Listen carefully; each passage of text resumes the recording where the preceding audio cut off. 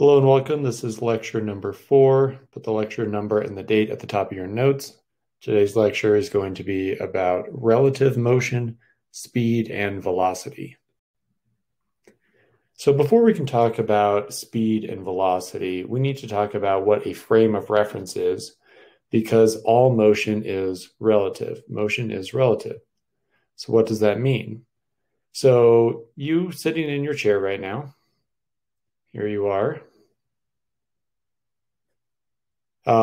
Your chair and you, it feels like you're both not moving, but all we can really say for certain is that you are not moving relative to one another. So this is a 0 miles per hour situation. Now, if we zoom out, you'll actually realize that you're both moving, but again, relative to the chair, you're going at 0 miles per hour. But what does it mean to zoom out? Well, let's go out into the solar system and look down at you. There's America, South America, Europe, Africa.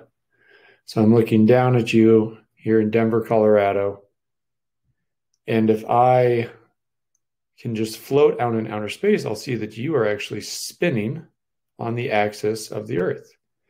And in Denver, Colorado, we're going about 800 miles per hour relative, there's that word relative again, to the axis of the Earth. So there's the axis.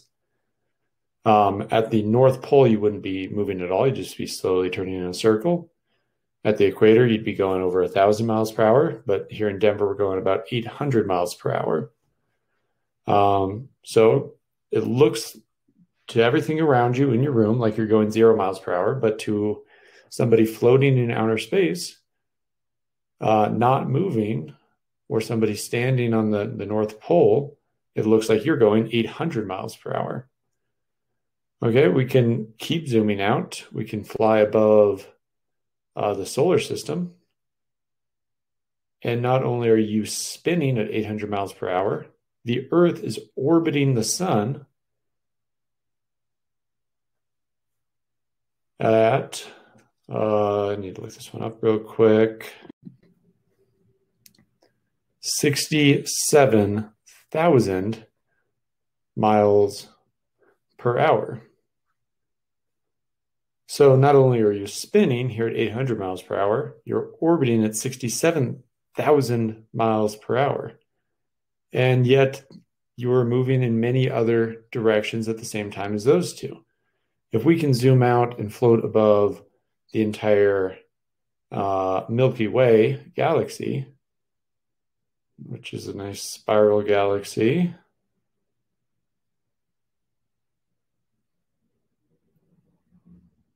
kind of maybe looks like that, full of stars. Relative to the center of the Milky Way, we are orbiting the giant black hole,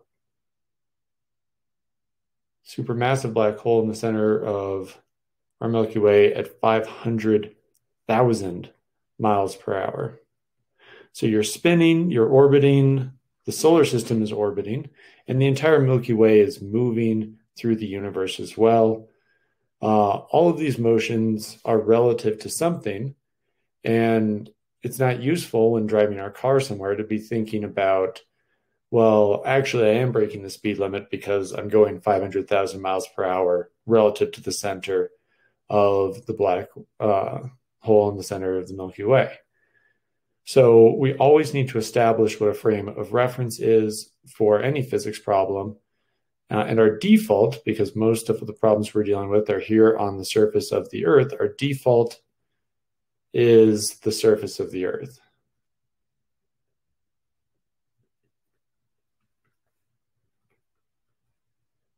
But sometimes it might be useful to specify a different frame of reference. One time it might be useful to specify a different frame of reference is if we're ever doing an experiment on top of a moving object like a car. If we are standing on top of the car, it might be beneficial to specify our frames of reference as the car and everything is moving relative to the car, and the car is the only thing that's stationary. All right, if we're doing experiments maybe about the car, but we're not on the car, we might again specify our frame of reference as the Earth, and then the Earth is standing still and the car is moving. But there is no real difference between these two frames of reference. The physics will turn out the same, but if you designate your frame of reference as being the car, then the entire Earth is moving backwards relative to that car. And if you specify your frame of reference as being the Earth, then the car is moving and the Earth is standing still. But again, there is no right frame of reference. You can write that down. There is no one right frame of reference. All right, so now we can start talking about speed a little bit. Speed is always a distance divided by a time. And there's lots of different distances and times we can use.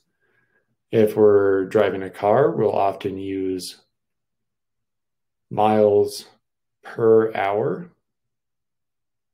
to talk about how fast we're going. And in physics, we really like meters per second.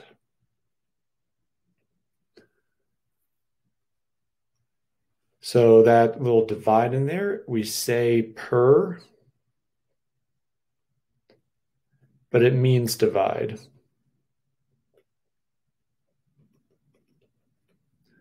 So if I know that I went, let's say, 300 miles in 5 hours,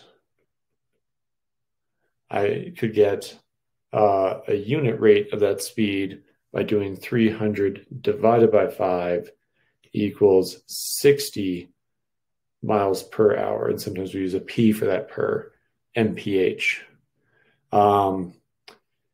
In most metric countries, you'll see speed limits in kilometers per hour. So we've been learning a lot about unit conversions. So let's do a unit conversion practice here. A common speed limit in metric countries would be 80 kilometers per hour.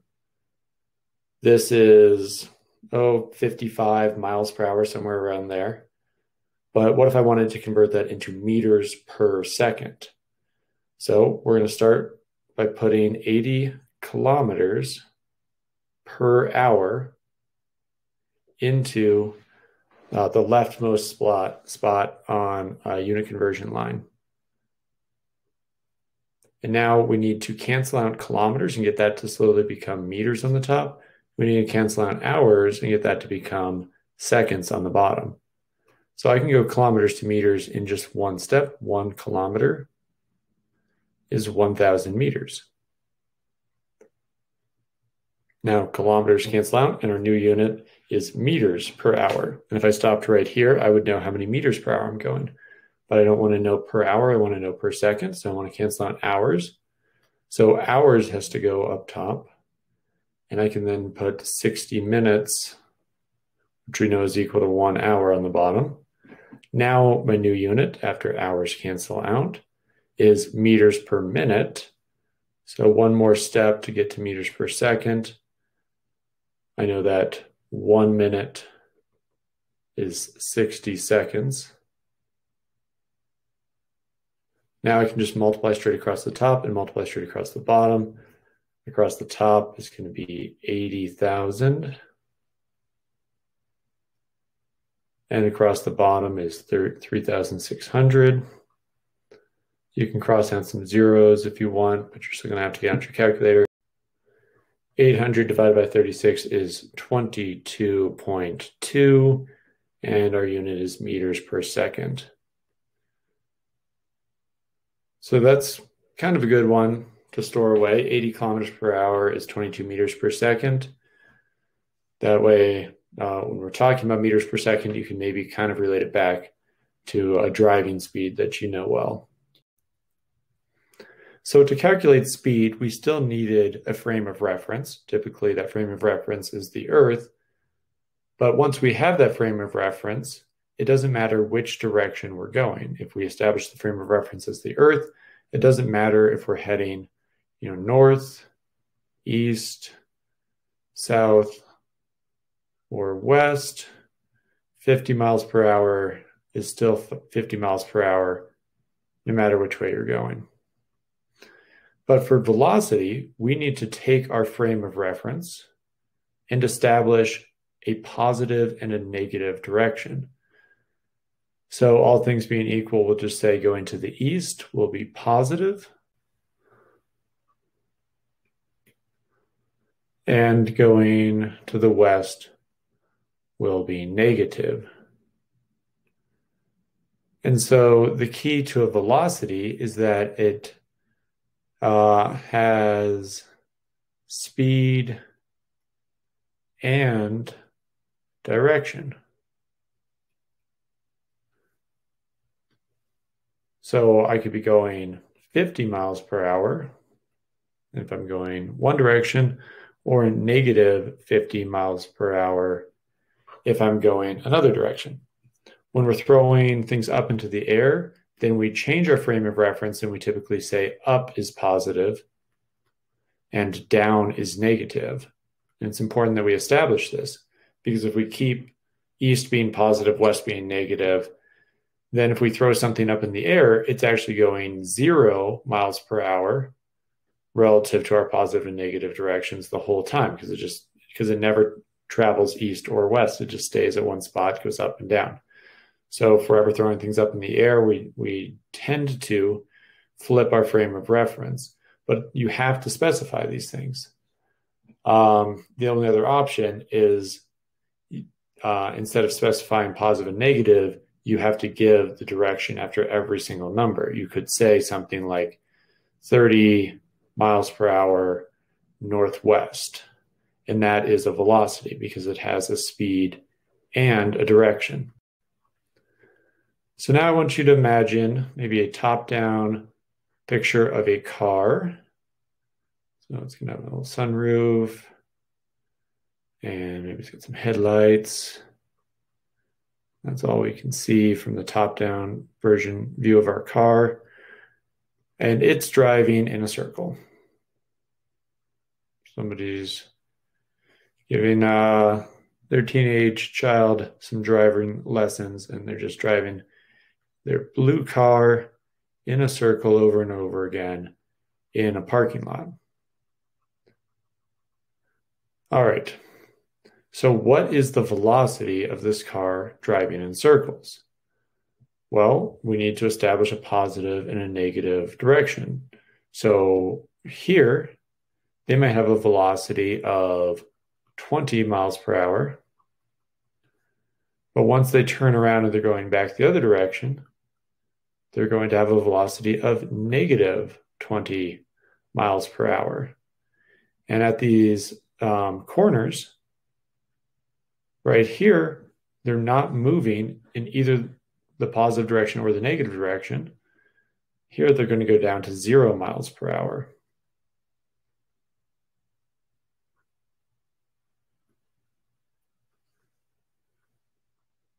So what is the speed? The speed is constant at 20 miles per hour. But the velocity is not constant. The velocity is always changing.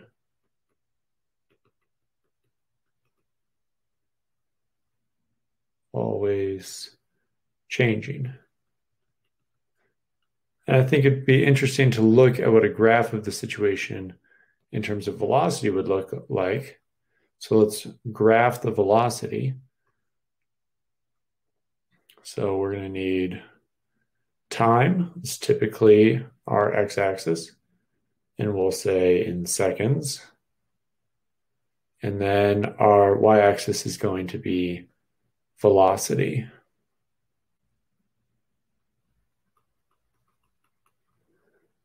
And so they start heading east, so they're heading in the positive direction. They're going 20 miles per hour, so we can put a data point there. But then as they turn around, they go to 0, and then they go down to negative 20 miles per hour. And their velocity is going to do a sine wave. All right. Now, just for fun, let's add in a graph of their speed. So let me scooch this up if it'll let me. All right, I couldn't scooch things up, but I could shrink them. So what would a graph of the speed look like? This one's a little bit more boring. All right, here we've got speed versus time. And it would just be a flat line stuck at 20.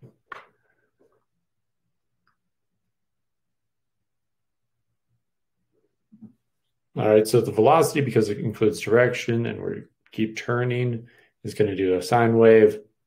Speed doesn't care about direction, just how the car is moving relative to the earth, and it's always going at 20 miles per hour. All right, that's that for this lecture video. I'll embed a few more questions for you to answer here, but that's all from me, so have a good rest of your day.